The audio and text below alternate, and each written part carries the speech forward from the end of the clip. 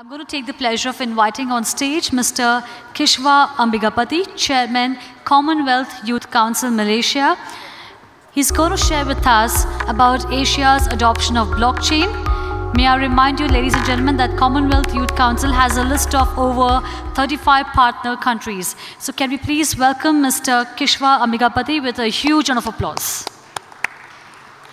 Good evening, and thank you very much. How are you all doing? Are you all enjoying the session so far? Yes? Great. So my name is Kishwa. I come from Malaysia, and I'm just finished my tenure as chairperson of the Commonwealth Youth Council. So I'm now former chair, effective 1st August. And I would like to correct the MC earlier. The Commonwealth, a bit of education. Commonwealth is an intergovernmental organization similar to that of the UN, but a smaller group of countries. We have 53 member states, not 35, and we are across various regions, Asia, Africa, Caribbean, Americas, the Pacific. So one big stakeholder which we work with is the young people, because 60% of the population is young people below the age of 30 years old.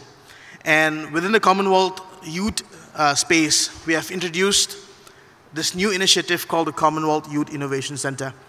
And in the Youth Innovation Center, which was launched last year by Prince Charles, we are looking at identifying talents of young people who are interested to disrupt the blockchain industry.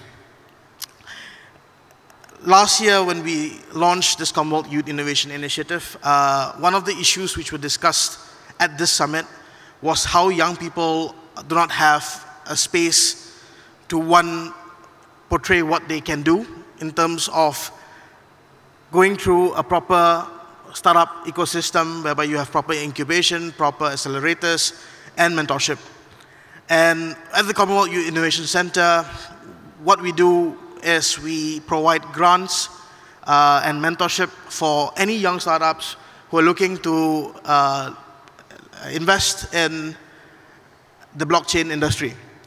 And one new project which we have recently launched is the Commonwealth Youth City. And this is in partnership with countries from all the Commonwealth member states. But progress has been seen particularly in Asia. And I say this because most of the governments in Asia have helped with the Commonwealth Youth Innovation Center by, one, looking into allowing young people to incubate startups which are blockchain related. And within the Commonwealth Youth Innovation Center, one thing which we ask is that young people be given the right literacy on digital economy. And this is why you see that there is a growing number of young people within this space in Asia investing a lot in cryptocurrencies and mobile payments. And within this Youth City project, what we aim to achieve is to create a network of cities whereby young people vision a city which they would want to develop by giving, one, affordable housing, and this is done in a public-private partnership with the state government. And this is in turn helping governments to have better regulations to welcome this technology. And I'm happy to share that India has been very progressive, and we are happy to be partnered with T-Hub and especially with Rama from 1101 to see how we can better develop this here in India. And in fact, yesterday I was in Vizag, whereby we are looking to develop another youth smart city, and from there allow for startups to disrupt this, this whole new industry. And a very recent group which we have engaged with has not only embraced the youth city concept, but also introducing tokens to see how we can promote country-to-country relationship. And it's not only just about startups sharing this new technology as a platform, but also getting governments on board. So we are looking at inter-state partnerships, and this is where we're welcoming more governments to regulate this area. So that's all from me. I'm happy to take any questions at our booth at the Commonwealth Youth Innovation Center at the 1101 district. Thank you very much. Ladies and gentlemen, we will now move towards our fourth panel discussion, and we have one more to go after this. But before that, can I request our guests here to kindly clear the aisle? We have our panelists waiting to join us on stage. Thank you. All right, so we've had quite a few interesting sessions, but now it's time to talk business. Last year alone, over $1 billion in venture funding went into blockchain companies. The first half of 2018 saw over $10 billion being raised from token generation events. However, what is the sustainable amount of revenue that can be made in blockchain that will eventually bring economic rewards to the shareholders, especially equity of companies? Our next panel explores the same. Ladies and gentlemen, please join me in welcoming on stage our moderator, Mr. Rajesh Dudu, Global Practice Leader, Blockchain Tech Mahindra. Can we please welcome him with a warm round of applause? In the same line of thought, I'd also like to take the pleasure of inviting our panelists, Prashant Kumar Singh, Solution Consultant, Blockchain Wipro, PR Lakshmi Ishwari, Associate Director, CDAC, Sanjeev Narsipur, Managing Director, Blockchain Accenture, Rajshekhara Vishweshwara Maya, VP and Head of Product Strategy, Blockchain and Cloud Business, Infosys, Jax Purandia, COO, Bitcare, and CEO, RapidBlocks.io. Can we please welcome our panelists with a huge round of applause, ladies and gentlemen. Thank you. And I'd now like to hand over the session to Mr. Rajesh Dudu, requesting him to take this forward. So the topic that we have is an interesting one, which talks about blockchain adoption and services bring joy to shareholders. Before I venture into the topic further, can we have a show of hands? How many of you are shareholders? Only two? Can't be. That's it. Come on. There are more shareholders, so you must be shareholders in the stealth mode. Right? Okay, right from the morning, we've been talking about blockchain and the adoption of blockchain. So now is the time to talk about money.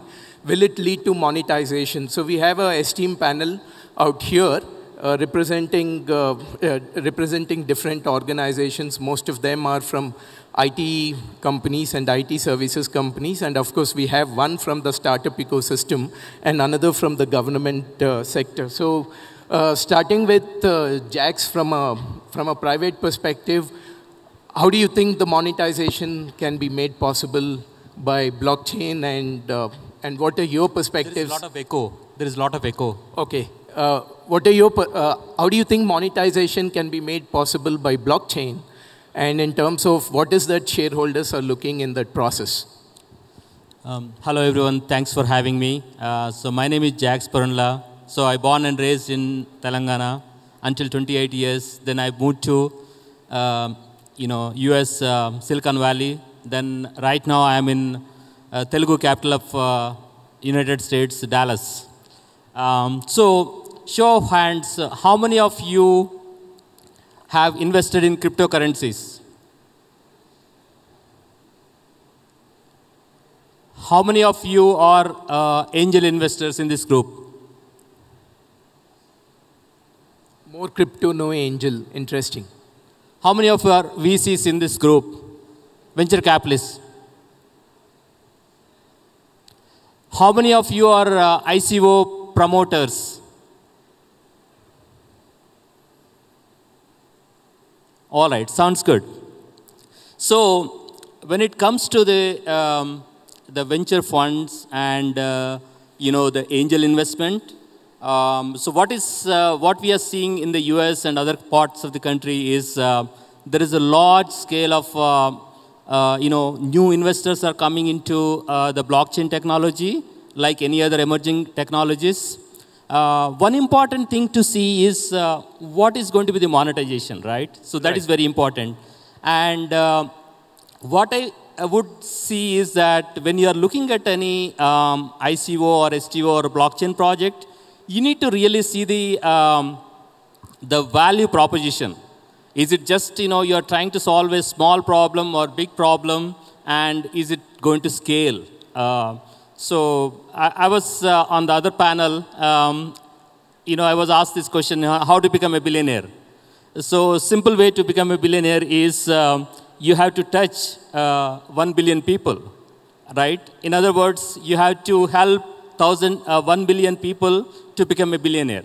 So when it comes to the blockchain technology, the monetization is very important, like any other technologies. So you need to go for a real use case. It's not just an artificial fit. Okay, it's a hype cycle, and we are planning to raise funds.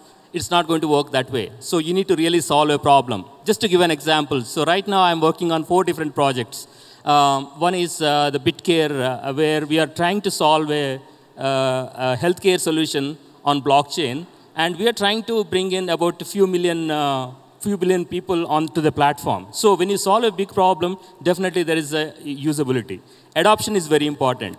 And the other project I'm currently working on is on the social impact. There is a coin called Swatch Coin, and it's end of the day, it should benefit the society.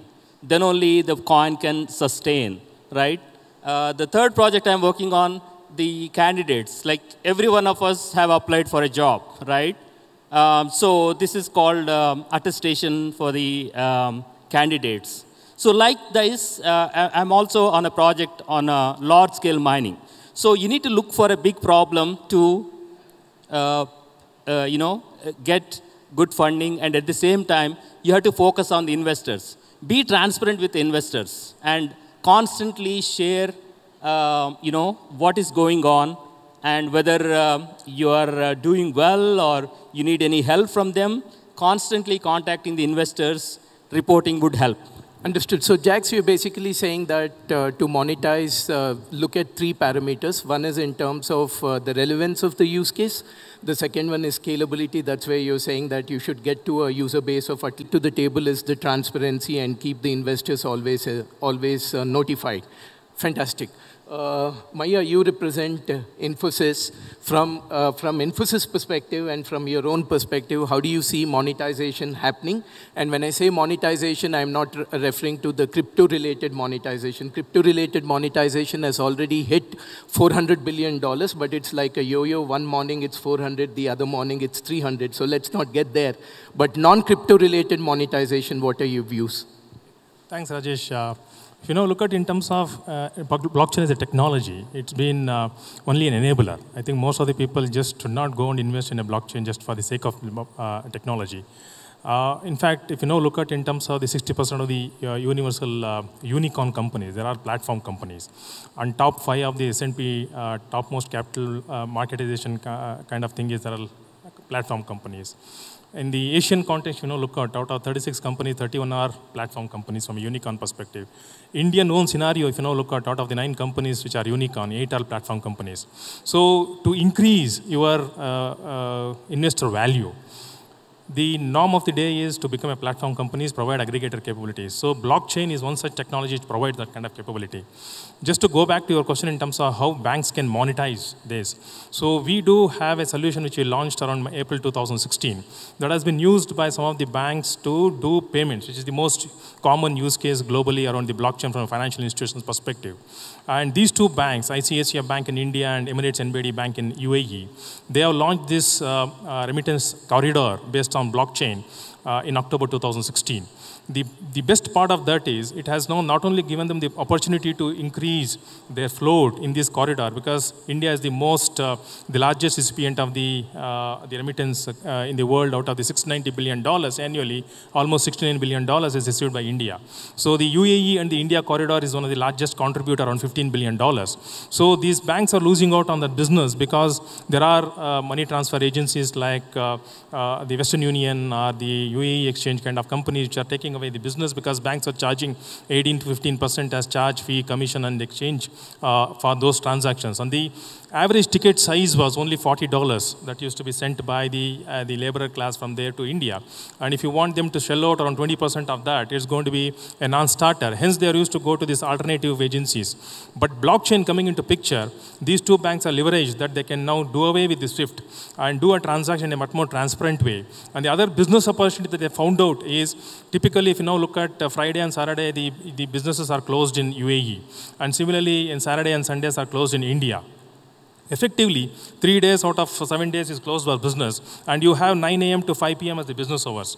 With blockchain being used, this entire physical constraints have been taken out. So you have 24/7, 365 days, transaction will be conducted, and they're assuring that before you do a transaction, before you go out of the desk, your remittance has happened in India. Within 36 seconds, the transaction is being realized in the Indian context. So it is now generating more and more interest, and they are now transferring more and more money through this corridor. I think this is one such monetization that the banks are leveraged, which was not there earlier, around 5 years back, because the blockchain is providing that kind of capability. So you used a combination of two things in terms of leveraging the platform that is already there, because you guys being the ones who had put Finacle in the market, you kind of leveraged the blockchain stack on Finacle and kind of re-engineered the business processes so that it had a double impact. Okay. The other thing, Rajesh, what's happening is this is the only technology, unlike the earlier technologies like internet, analytics, cloud, mobility, which an institution could have said that they have used their first mover advantage and they have taken the first move in the market. Well, blockchain is not like that. You cannot use it individually. Blockchain is a network play. So every company in this corridor has to come together. Right. So this technology is making competition come to a same table and collaborate together and then launch it together to the market to leverage the benefit in a collaborative way. So as is the case with the digital businesses, most of the valuation is coming from the network effect. So is the case that businesses should leverage blockchain from a perspective of driving the network effect. Thank you, Maya. Exactly. So moving to Sanjeev, I don't know if you guys still use the phrase high performance delivered at Accenture. We are not going to talk about high performance, but let's talk about how high results and returns are delivered through blockchain. Sure. Rajesh, we don't use the tagline high performance delivered. We are more into innovation. So it's more of innovation now. Innovation. So yeah. That was an old phrase. Exactly. Okay. So I'll try to give you a little different perspective on monetization. I come from an industry which predominantly is into IT consulting, strategy consulting, IT services or technology services and operations. For us, blockchain is a huge impact, and what we call is a new business for us in Accenture, and that has like potential of generating business which is like in multiples of billions of dollars in next couple of years. Like if you see some of the estimates why Gartners and IDCs are giving are like $10 billion worth of business will be there in this space around projects, outsourcing, support and training by 2022. So that's good business to get into. The other thing is from our client perspective, we help our clients in 3 broad areas. What we call is as financial services infrastructure. That's where the whole payments, clearinghouse, and settlements come. And the second thing is the whole supply chain space. And the third is the identity. Identity is another big area where our clients will see monetization. So then monetization, again, from 2 perspectives, the top line perspective, where you can come out with new services, innovative services, where it will help in your top line growth. And the second aspect is on the bottom line, which is we all understand the operational efficiency side of things, whether in the financial services thing. We did a survey with 8 top banks, and we found out that 8 billion worth of cost takeout can happen on a cost base of $30 billion.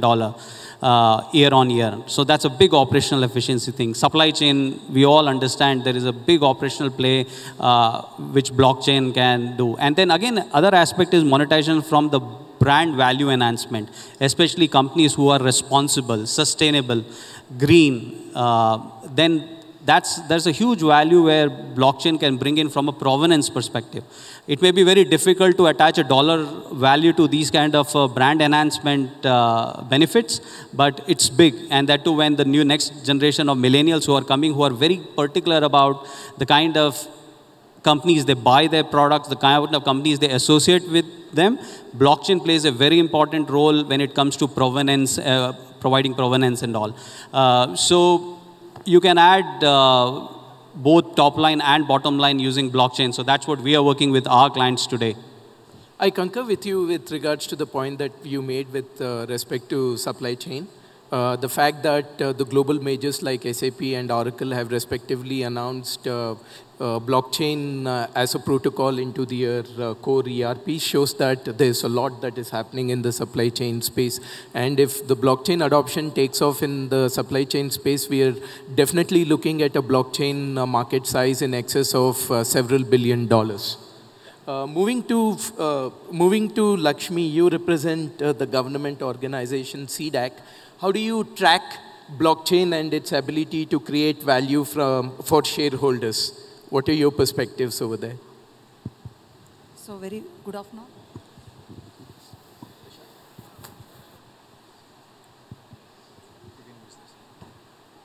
So very good afternoon to all of you. Yeah, I represent CDAC. It's a scientific society under Ministry of IT, Government of India. So we work in this particular domain in the R&D, and we also closely work with the Government of Telangana in some of the POCs in governance. See, our focus is basically like usage of emerging technologies in relevant problems. Like here I would like to highlight some of the things based on our experience. See, if really look at the blockchain technology, see, it has revolutionized in terms of the way the trust, we are trying to deal with the trust over the internet. So the same kind of revolution happened when the internet has started in terms of connectivity and trying to access the resources over the world. Now we are trying to create a layer of trust or rebuilding the trust over the internet. So which is promising in various applications, but at the same time, we need to really look at the value addition which it is trying to give in the various use cases. So the assessing the value proposition, I feel, is the most important thing for the various application domains. And another important thing is like high valued, less transaction kind of assets, I feel is the more appropriate immediately. So and here, especially for the shareholders, if you say that, okay, try to identify some problem and suddenly jump into implement and large scale deployment of such solutions, I'm a bit scared. So we need to have the step-by-step approach. So we need to have the POCs, identify the suitable applications, POCs, and then really look at the proper feasibility analysis, then scale up, then look at the interoperability aspects and even some kind of cross-domain applications and other things. I think that kind of roadmap is very, very important. And the most important thing is we need to have a clear-cut ecosystem created. So like the previous speakers talking about regulations, the standards are important. At the same time, security and privacy aspects, we have to look at it. So though we say that hash algorithms are very secure and all, I think detailed analysis is very, very important. So when we jump in, so the maybe strategic or critical applications when we really deal in, so we have to look in all those aspects. Another most important thing is, so the domain experts, when you talk about a specific application and the R&D organizations or industry need to closely work in order to evolve the proper application. And the most important thing is, I think everyone accept to this, that is the manpower is the biggest issue. So now, like even if you say that I use the Hyperledger or some other platform, I think it's not easy. Maybe they need to spend almost some 6 months time to really gear up into that particular kind of thing. So there is a huge requirement for the skilled manpower. At same time, so the kind of experiences which we are trying to gain in building some application, whether the platform enhancements, whatever we are building, whether the same enhancements we can adopt for other use cases. So such kind of thinking need to happen in order to really help the shareholders and monetize the things. Yeah, thank you. Thank you, Lakshmi. So far, the theme that seems to resonate with the panel is in terms of the relevance of use cases, the scalability of use cases, transparency of engagement with the shareholders, and in addition to accessing the right talent at the right time. These seem to be the drivers of value creation. Prashant, over to you. How do you see this space from your own perspective and also from Wipro's perspective? So as we are talking about shareholders, so more than shareholders, we should talk about stakeholders. In the whole ecosystem, blockchain by its virtue requires collaboration. On this floor, in this conference, we are seeing governments, we are seeing startups, we are seeing investors, we are seeing SIs like us, everybody collaborating. So we should think that how we all are collaborating and working towards it. And similarly, within Wipro and other companies like on the panel, we are working towards it. We are helping our clients develop different applications which are in turn helping their customers. So I personally see it like this. Blockchain is helping in 3 different ways. First, it is trying to create some application or services which are pretty new. P2P energy sharing and certain different business models have come up. Second one is redistribution of market. For example, earlier your remittance kind of application was only done using banks, but now multiple startups have come up. So your power has moved, is being redistributed. Intermediaries are moving out. Third is streamlining the operations.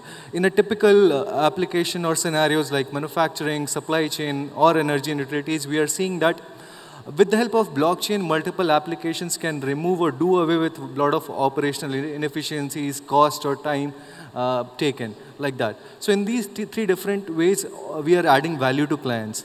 Now, on another level, companies like us train our employees' resources. We work with academia, we work with universities in terms of research and development. That's where we are trying to upbring the skills as a whole.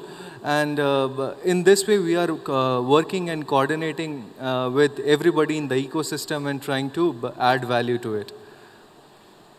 Okay, got that, Prashant. Before I turn over to the audience for questions, I wanted to say last few words. That is the advantage of being a panel moderator. In any which case, I don't get to say the last word back at home, so I would rather use this to say some last words out here. So basically what everybody in the panel is saying is the use cases are more important. More than use cases, I think what they're trying to say is in terms of the user experience, is if blockchain is able to create a newer user experience, a newer business model, and as the network effect, as some of the panelists have mentioned, that is the path to create valuation. And we've seen this amply with respect to some blockchain companies like OmisGo and Filecoin and the others. I think that's the mantra to create the valuation. Now I'll turn over the opportunity to the audience to ask questions. So if you have a question, please raise your hand. Again, please ask a question. Don't make any perspectives. And identify yourself and also identify the person to whom the question is aimed at. Over to you, audience, now.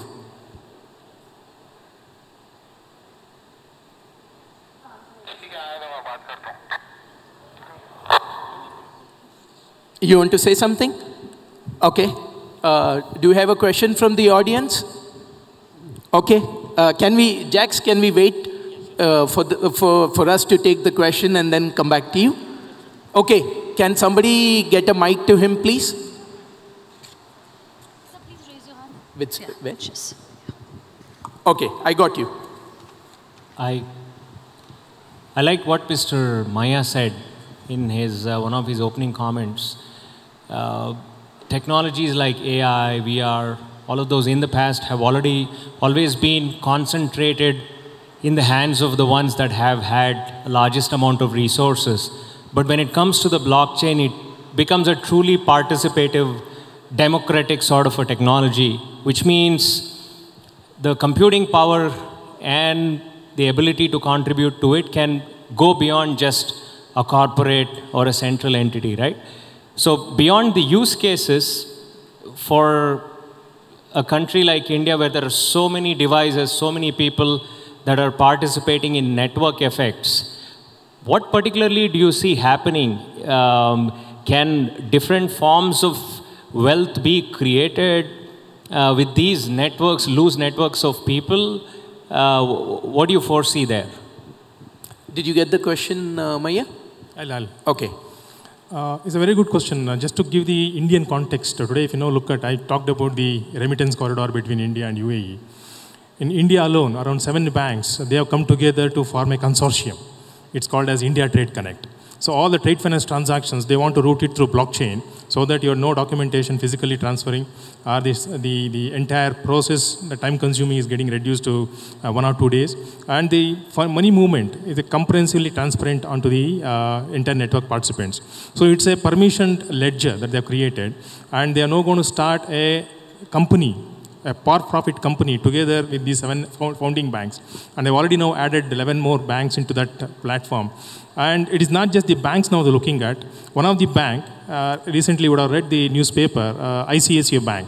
They have taken this network and added around 250 corporates onto that. You name the corporates, starting from Tata's to Vedanta and Reliance. All of them are on this blockchain network. So they're now trying to cover the end-to-end supply chain financing. They've onboarded ICICI Lombard as an insurance provider. They've onboarded a logistic company. They know where exactly the warehouse transactions are taking place. What is the spare capacity available in a container, and the ship is ready for moving. All of these things are on blockchain. So the network effect is now going beyond the banks to corporates, from there to warehouse, some to logistic companies, insurance companies. The only agency which is left out is customs. If they come on board, then the whole community of the ecosystem is on blockchain. So they know the transactions happening. This reduce the fraud, also give the transparency, much cheaper way of doing transactions, much faster way of doing the whole process. So this is where the network effect coming into picture. So it is just the one of the scenarios that I explained, but there are many more scenarios of this network effect can come into picture, and this is the real play of a platform. So you can now extend beyond banks to corporates, to logistics, to insurance, to warehouses, to customs, and to Reserve Bank of India. So even Reserve Bank of India will have an online real-time view of what's happening in the trade transactions. So you can reduce the double financing of invoices, just like what happened in Punjab National Bank case. So all of those frauds are eliminated because of the nature of the technology that provides this kind of transparency and provenance and immutability that is inbuilt into the technology. So in banking reaching sorry, I need to step in, because we need to give opportunity to others also. If you don't mind, can you please take it offline now that you have established a rapport with him? Okay, there was a question from this side.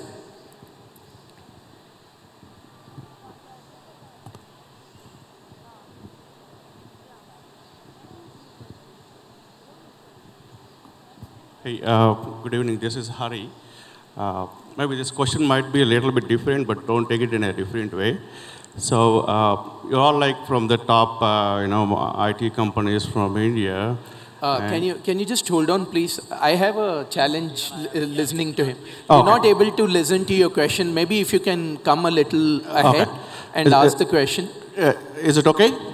Yeah, because there's a lot of echo, so it's causing hearing problems. Okay.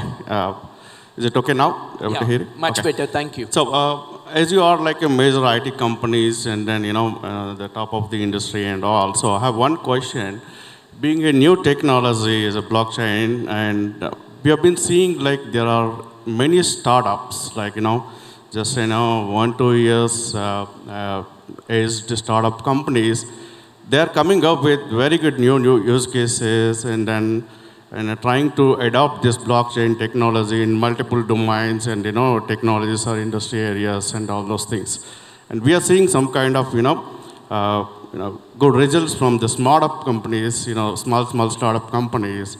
And how do you take this as a, from the competitive perspective, being a major vendors, like, where do you place, like, when it comes to the startup vendors, like, because we are seeing a lot of, good use cases which they are implementing. Okay. How do you place yourself in terms of adapting and competing with the startups? Okay, so are you asking in terms of how do you track one company against the other company vis-a-vis their competitiveness? How to tell which is going to be more successful and which is going to be less successful? Is that your question? It's a kind of like, Okay, sorry, please bear with us. Sorry if I didn't put my question in appropriate, but that was the understanding. Okay, if anybody who wants to take it. So essentially, the blockchain technology, I would consider this as a Web 3.0. So what has happened in Web 2.0, there are some companies just started, like, the Facebook and Apples and Googles, all these companies emerged, and, they became a Fortune 50 companies, right? So essentially, the blockchain is not only for big companies, it's also for small to medium-sized companies. So when you have a really good use case, you know, how the Uber was invented, the high prices, right? How, you know, the Netflix was invented, right? So Blockbuster was thinking that, you know, there's nothing stopping them, right? So definitely with the blockchain technology, the small, medium-sized companies will emerge and they can make a big impact. Sure, Sanjeev. So there is a new index which has come up called Blockchain Index. It's called Reality Shares NASDAQ Blockchain Economic Index. So it actually tracks companies whose shares, they try to correlate the share value of that particular company with the investment they've done in blockchain. So this kind of very innovative indexes are coming which will actually track that how much investment you have done in blockchain and how exactly your shares are actually performing. So there will be a lot more innovative stuff like that will come to gauge that what is your competitiveness in the future. In addition to what Sanjeev has said, I think in addition to looking at just the business model, you should also look at the background of the promoters and their commitment. And these days, the data points are available, the surrogates are available from various sources. Use that also as a metric or a yardstick to evaluate the success of the organization in addition to the capital raise. In spite of that, some decisions will go wrong. So from that perspective, invest as much as you can afford to lose. In spite of that, if you have lost the money, treat it as a Las Vegas holiday. Thank you. Any more questions? Okay. You have a question? Okay. Pratik?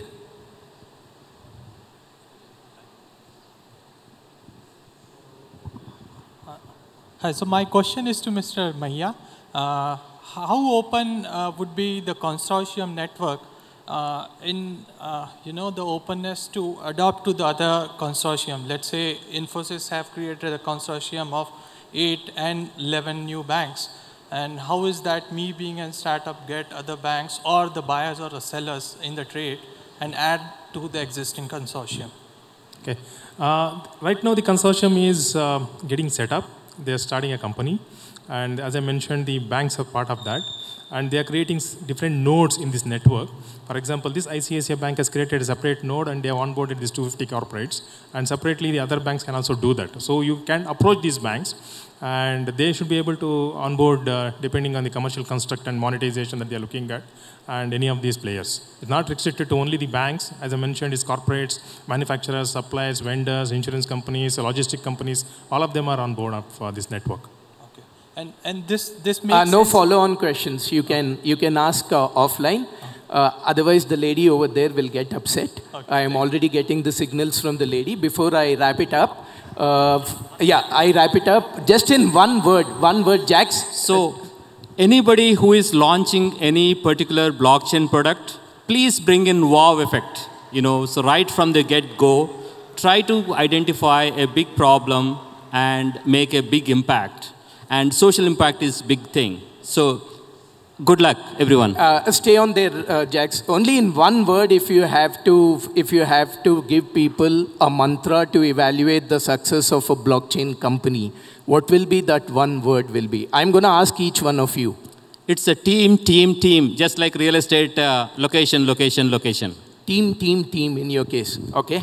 Network effect. Sorry? Network effect. You're hung on to the network effect. Blockchain is an ecosystem play, and the value comes when the ecosystem becomes complete. Otherwise, you will not really see the value coming out of a blockchain. If you have just 3-4 partners, it will not give you the value unless until you have all the partners who are part of the ecosystem on the network. That's where you see the value. Sanjeev, the consulting practice shows in you. I said one word. Yeah, so blockchain is a niche technology, so all of us are more technology focused. I was talking to one of the startups over here, so my suggestion... Prashant, only one word. Yeah, my suggestion will be 2 words. 2 words, okay. Business problem, understanding the business problem is core important thing. Understanding the business problem. How about you, Lakshmi? Yeah, definitely understanding the business problem or use case. Another thing is, I think we need to club other emerging technologies like ML and all. So what will be that one word? Sorry, I'm gonna limit it to one word. Analytics on blockchain. Analytics on blockchain. Okay, fantastic. Thank you, panel members. You've been a fantastic panel. I'm saying that because people have not been put to sleep. If someone mastered the art of sleeping with the eyes open, I cannot talk on their behalf. Thank you so much. A loud cheer for our panelists, ladies and gentlemen. Extremely invigorating session. So many points as takeaway. And Mr. Rajesh Dudu, thank you for moderating the session so well. It's been a pleasure to have you all with us. Moving ahead, ladies and gentlemen, before we move ahead with our last panel discussion, I'd like to direct your attention onto the screen. Mainstreaming cryptocurrency with Zella crypto vending machines with over 130 already out there all over the world. Here's a teaser of the Zella ATM in Las Vegas. Can we have the AV, please?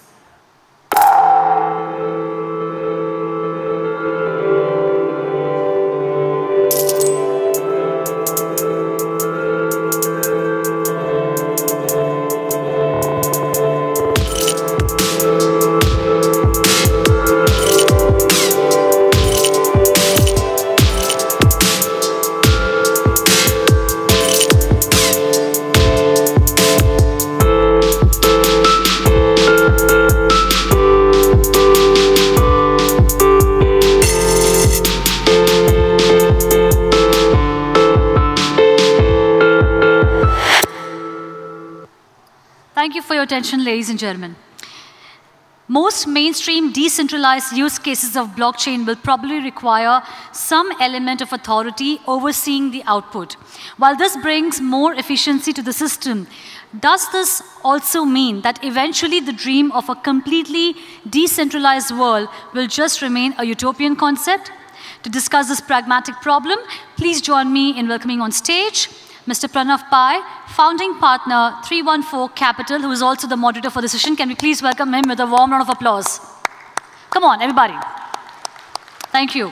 May I invite our panelists, Henry Lee, Head of Global Business, Icon Foundation, Krishna Sriram, Head of Global Partnerships, Quantstam, Hartej Sahani, Co-founder, Hosho, William Harkalrath, Sales and Business Development, Alpha Point, and Ria Achalkar, CEO, Veridor Global India. So can we please welcome our panelists with a warm round of applause. They're here to talk to us about is 100% secure and decentralized application of blockchain a utopian concept. With that, I'd like to hand over the session to our moderator, requesting him to take this forward. Thank you very much, and welcome to this very interesting panel. We have an excellent set of panelists today from many different walks of the blockchain universe.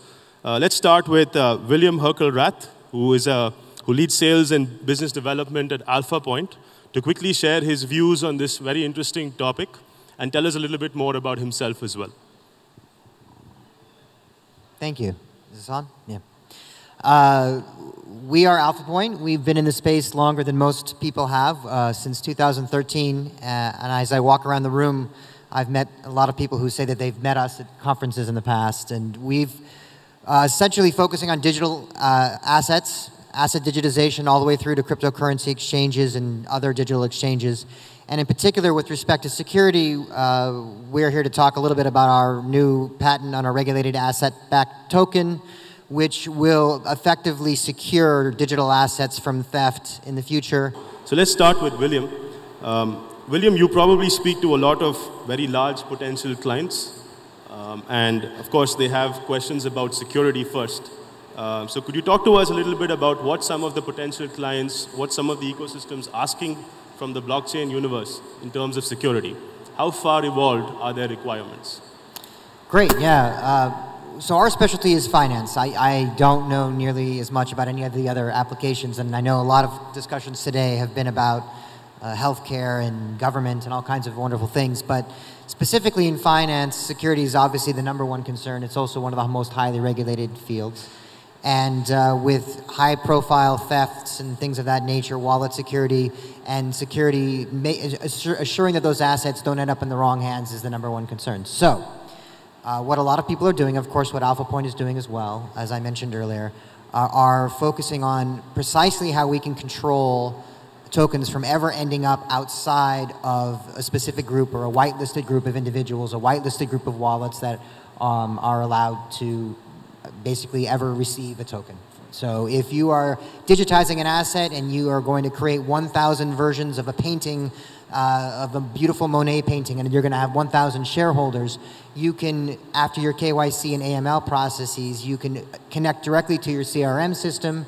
You can ensure that everyone that is on your whitelist are the only people who can ever take that into their wallet. And if I have that in my wallet and I'm whitelisted and I go to a card game at night and I've had a little too much to drink and I make a bet and I decide to use my phone to try to transfer my token to somebody else, the system will understand that new person has not been KYC, they've not been AML, they're not on the whitelist, they cannot receive a token, the transaction will fail. And by doing so, if someone were also to try to steal the token or hack in or do whatever else, the transaction would fail. So within small ecosystems, it can absolutely work. You can even grow that CRM system to thousands of users. It's not the type of thing that would work for millions of users per se, because at some point that whitelist is going to get a little large. But it's these type of technologies that will eventually get better and better and better to ensure the tokens and the value of those assets don't end up in the hands of people they should not be. Excellent. That's a very good point. Thank you, William. Krishna, now you have a very interesting perspective from a startup trying to build and go global. And you head global partnerships at QuantStamp. Talk to us about what some of your potential partners or current partners expect from a small company trying to build something so audacious, so big. Are there some unrealized expectations? Are there some things you can do in a more advantageous way using blockchain? Talk to us about some of the things you're learning as head of global partnerships. Yeah, so just for the purpose of the topic, I would like to take a step back. And primarily our engagement with enterprises, we try to educate them and build awareness about what this technology can do and what it can't. So we try to tell them, so they're usually in this like proof of concepts phase where they're trying to learn more about blockchain technology and what it can do and how it can benefit their enterprise. And, or it could be a regulator as well. And typically what we tell them is, at the end of the day, the blockchain technology is just a slow, expensive, and fairly dumb database. They're not very smart. Like, smart contracts are not very smart. They're just proving the correctness of transactions at scale. And what they're really good at is financial coordination and lowering transaction costs for all participants involved. And they verify the correctness of transactions in a decentralized way and very securely. So for the purpose of this, let's take the example of Bitcoin as a decentralized application. Bitcoin is a protocol, and at the endpoints, you can build centralized applications that have your typical banking requirements like KYC and so on. And you can build an exchange, and you can build wallets and all sorts of things and financial instruments. But at the end of the day, Bitcoin itself can never be manipulated or can't be the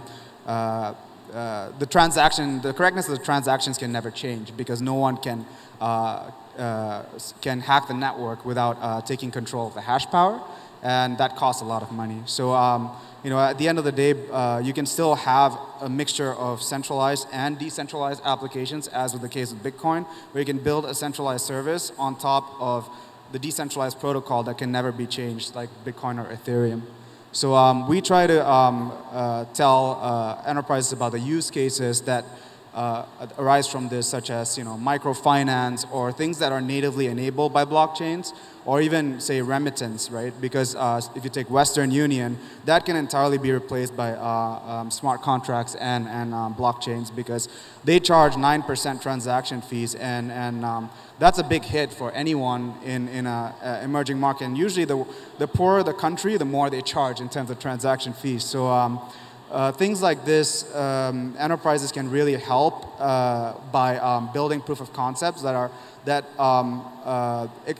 use the unique advantages that blockchain provides and the interactions that are enabled, rather than thinking in Web 2 paradigms of building software. What we're building here is a global monetary system that allows financial inclusion for billions of people. Excellent. Thank you, Krishna. So Henry, Icon is obviously very well known, and you've achieved a lot of partnerships very quickly. And I'm sure security and decentralization have different requirements from many of the partnerships you're building, especially in East Asia. So what is your view on security, decentralization, and getting everyone to agree to a common way of looking at these things?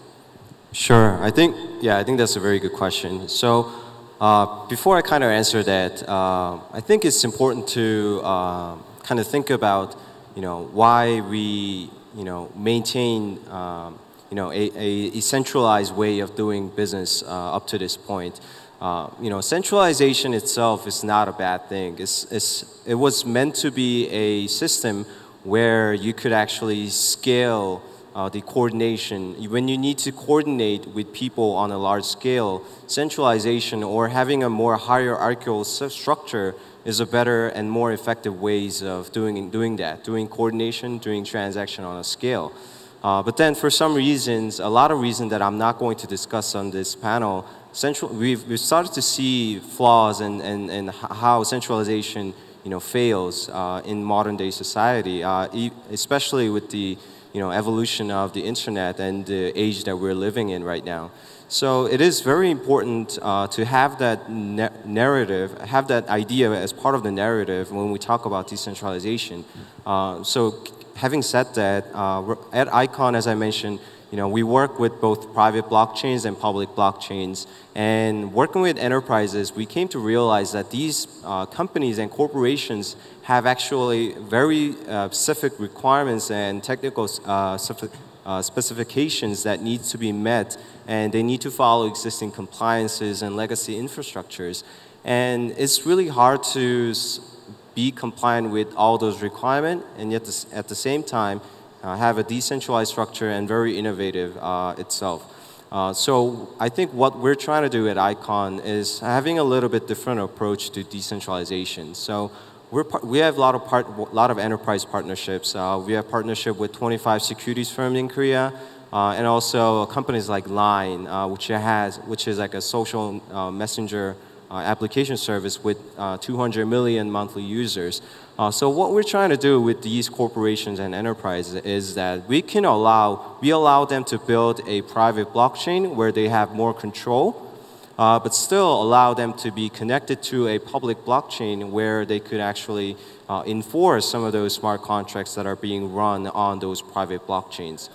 So if you just look at a consortium of blockchain with, let's say, 10, 15 institutions on that consortiums, and if that's not, and if the contract on those private blockchains are not enforceable, what happens if a dispute comes up?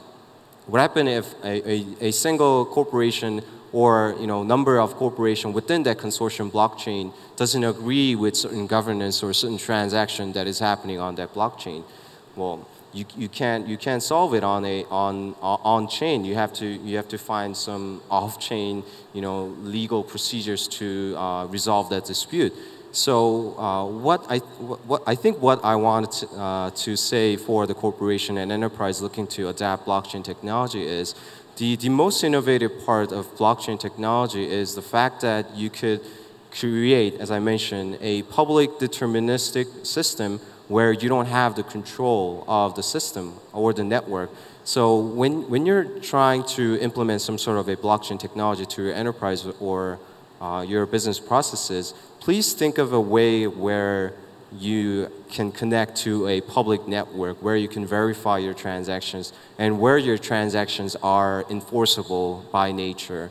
That gives you so much more legitimacy and so much more trust to your customers using your service on a private network, because that the customers know that the contracts that are happening on the private blockchain will be enforceable and will act in a way that is designed for. So I think that's a lesson learned from so far working at ICON and working at The Loop, the enterprise company, and that's how we kind of see the concept of decentralization and how this concept could get closer to real life mass adoptions. Excellent. Thank you, Henry. That's great perspective. Now, Hartej, you made a very interesting point on first principles, that if we really want true decentralization, every individual on this planet should run a node, they should run their own commits, they should be fully self-aware of the responsibility they have for the network, right? And that may be an ideal we never reach. So talk to us about what you think a realistic, stable state will look like if we're trying to achieve decentralization, but we're making sure it's secure at the same time. What are your views on the principles of this question? Yeah, so my thoughts on the matter are, if we were to take a coin and have it forked, and we were to say that 60% has full control, but 40% of the people are scrambling, is it still fully decentralized? Do we have 100% decentralization? And the thing is, similar to his perspective, what we just talked about, there's nothing wrong with some percentage of centralization. And when it comes to the security perspective, we see that 100% decentralization, as I said before, is essentially pure anarchy. And from the host show perspective on cybersecurity, more and more as we're auditing entire protocols, we're seeing certain centralized functionality baked into the private blockchain.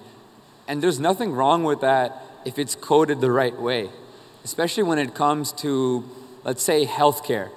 Healthcare is a really good example of a blockchain that needs to remain private. And these are the types of scenarios where I'm not in favor of 100% decentralization. There needs to be a centralized authority. And from the security perspective, one other thing I will just chime in on is every protocol, every smart contract needs to go through a thorough third-party audit. And it's very important that once the code is written, that a smart contract written on a decentralized ledger is audited, and that the entire protocol itself has gone through an audit process. And a lot of new blockchains make claims such as, well, we can do 2,000 transactions per second. And this can be tested through a professional audit. And it's something that we've been doing with auditing entire protocols. We've been doing DDoS attacks. We've been doing fuzz testing. These are the types of things that need to become industry standard, that may or may not enter the regulatory framework of governments. But we're hoping that through self-governance in the industry, we can come together, at least among cybersecurity professionals such as QuantStamp and other major cybersecurity players, and we can come together and say, let's come to an agreement about self-governance.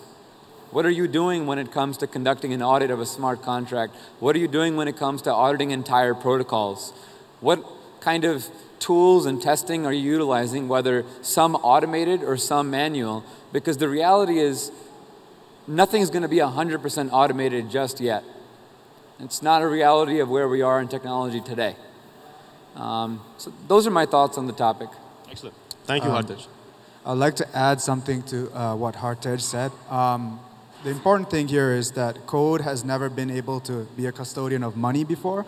And for the first time, we have programmable money with zero counterparty risk. And that's why it's really important to secure blockchains. And if we think about smart contract auditing, one of the reasons why it's so important is because smart contract auditing or smart contract auditors are the risk underwriters for blockchains and smart contracts. So when a regulator wants to understand the risks or set standards, they should definitely be working with setting high security standards, because the fact that now code can hold money and that these contracts and blockchains are probably going to be transacting trillions of dollars of value in their lifetime. Yeah, and the thing is that the quality of engineers out in the world that are actually writing protocols or actually writing smart contracts today is relatively low. Right? So most things today have been done on Ethereum and Solidity, and they're mostly smart contracts being written by ex-web developers, not people who have a cybersecurity mindset, not people who have a QA mindset. And traditional software engineers, they usually rely on third-party auditors anyway. And so in this world, behind a smart contract is actual money. So there's significant incentive to hack into a smart contract. There's significant incentive to hack into a protocol. Whereas if I was coding an application like Angry Birds, I'd finish the coding of the application, ship it off to the App Store, and just release version 1.1.4, then version 1.1.5, and keep trying to debug and de-risk and debug and de-risk. But in this case, most smart contracts are written to be relatively irreversible. And there's incredible incentive for hackers to go after the money that is there. And I think it's extremely important in our industry in general to start talking about best practices, education for more engineers, and not just looking over things like a $500 million hack here and a $100 million hack there like it's nothing. This industry is not going to mature if we don't value security and talk about security more regularly. Understood. Thank you. And I don't have too much time left, so it's our last question to the panelists before we open up. But Ria, you mentioned some real-world examples with pharmaceuticals and so on. Could you talk to us a little bit more about the real-world use cases and problems you're seeing as you work with clients through your company? Sure. I think I did mention pharmaceutical, but I think based on everybody's input here, I'm going to take another example. We recently built a little demo for Tata Steel, where they are, one of the aspects that they're looking to do is switch from lump sum turnkey to open book costing. And basically what that means is that the prices of all contractors and subcontractors, vendors and sub-vendors are made transparent up the hierarchy. And so if you can imagine a large company, not Tata Steel, let's say any company, getting a huge contract of, let's say, the infrastructure, roadway construction, they get the contract and then it's handed off to one or two main key players, and then going down from there is a three-dimensional spider's web where there are multiple vendors, suppliers, deliveries, labor, service, everything included. And at any given point of time, if any of the stakeholders want to get a pulse on where is this project at, what are the risks right now, am I at the risk of going over budget or over timeline? And if all the data is accessible, it's stored and accessible in a decentralized fashion, it's easier, it's transparent for people to see anything that will impact their schedule. For example, if a supply of 50,000 bags of cement does not arrive, there is no need for the labor to get there on that particular date. So they can either, knowing with smart contract, if the delivery was supposed to set out on a certain date and it hasn't, an automatic alert will be sent. The supervising officer can make either secondary arrangements, or they can even push forth the labor and to wait for this particular delivery. So they are in more tighter control of the whole schedule of the whole project. And at any given point of time, there's less of administrative overhead of picking up the phone and calling someone, what happened to this and what happened to that. There's less of excuses, there's less paperwork, and like I said, the stakeholders have a pulse on the project at any given point of time. They can dive in to the exact risks, and they can still stay and have that larger overview that they need to have. And this will be very hard to do on a centralized thing, because everybody will have their specific softwares, their specific technologies. They will have their own methods, invoicing systems, payments, approvals have to be made, requests for payments have to be made. But the moment it is decentralized, there are smart contracts in place, all of these individual companies, the trustless system, it's easy for people to see and view information only pertinent to them and conduct transactions accordingly. So a delivery person can scan the same QR on a particular contract, the data is on the blockchain, and then they can certify that they have made that shipment. And then somebody from the receiving side can scan that QR and approve that yes, the shipment has come in, it's within the quantity and the quality as expected, and the smart contract automatically executes it. That is, I think, a great use case for decentralized. Excellent. Thank you, Ria. So with that, we're out of time. We have obviously had a very diverse set of panelists, and we had to do a survey of their opinions while we zoom through these questions. Please feel free to reach out and meet these panelists off stage if you have any questions. We're out of time. Thank you so much, William, Krishna, Henry, Hartej, and Ria. Thank you for your time. Thank you very everyone. much. A huge round of applause for our panelists, ladies and gentlemen. Come on, we can do better than this. It was the last session, and you've been a wonderful audience. Thank you to our moderator and panelists for that extremely enlightening session and for sharing their experience and expertise with us. Moving ahead, ladies and gentlemen, we have the last session for the day, more so like on the lines of closing remarks. Please join me in welcoming on stage Mr. Abhishek Pitti, founder and CEO Nucleus Vision, as I request him to give the closing remarks for day one and also share with us very briefly about Indian opportunities in blockchain. Can we please welcome Mr. Abhishek Pitti with a round of applause, ladies and gentlemen.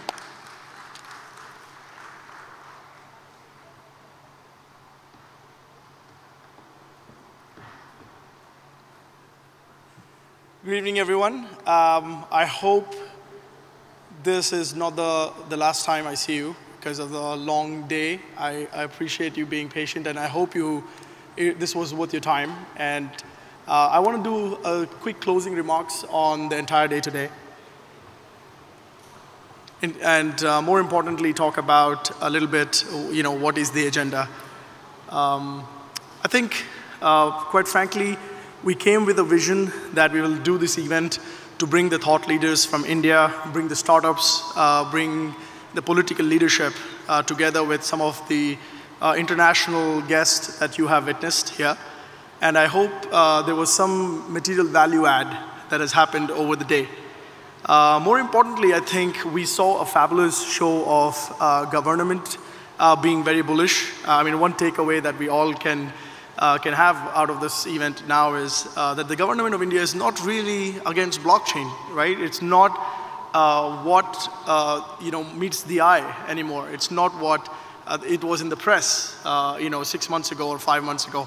So first off, I wanted to thank you for being here. Thank you for supporting the cause, supporting the agenda to put India back on the frontier of blockchain.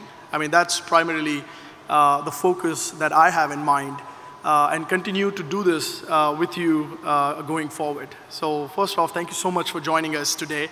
As a continuation of the evening, we do have an entertainment show planned for the guests and also an after party. So to continue the evening of networking for all of us. Again, I hope this has helped you find your next business idea, your next investor, your next venture that you are thinking of, or a way to get involved in the community, a way to apply something to your business which is game-changing. So in some benefit or the other, I'm sure it applies to all of us. And I'm so excited again to have all my friends from the global community here, which I've hung out with in various parts of the world. And I've seen the enthusiasm over the day from the media, from the guests, from you, from the international community who have attended the place for the first time in Hyderabad, in Telangana. So I think the first job, I would like to inform you that we have officially become the largest conference in the Southeast Asia by the numbers. So fantastic gathering of some of the brightest minds, intellectual minds in the space. And again, you coming out, it only shows the commitment of how proactive we are as a country. And I'm sure people will continue to contribute tomorrow, and some of us will travel with us to Goa to take this passion and energy into Goa the third day. But for now, I know it has been a long day. Thank you so much again for joining. Please feel free to now step around and take a look at some of the fantastic startups we have. We have about over 40 plus companies displaying at the booths. We do have 5 workshops that have been organized, and every one of them was full. Every one of them have been well represented, well received. I was just hearing thoughts from our CMO that people didn't have enough room, and this is only a learning experience. I'm sure this is, by the way, the inaugural event of International Blockchain Congress, and I promise you we will be doing 10x better next year for all of us and make this, again, a historical event in India. So again, thank you so much for joining me. I am very, very excited, delighted to have you here, and I continue to look forward to seeing you tomorrow. And I promise a lot of people who I need to talk to, I'll be coming out and meeting them tomorrow more.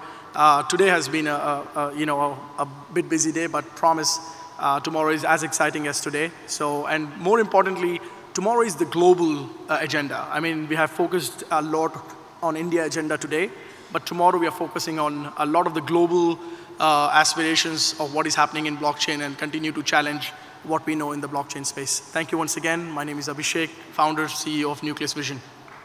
Thank you. Thank you very much, Mr. Abhishek Patil. Ladies and gentlemen, what an exciting and invigorating day it has been. We've tried to get a lineup of great speakers for you, and we hope you've made the most of it.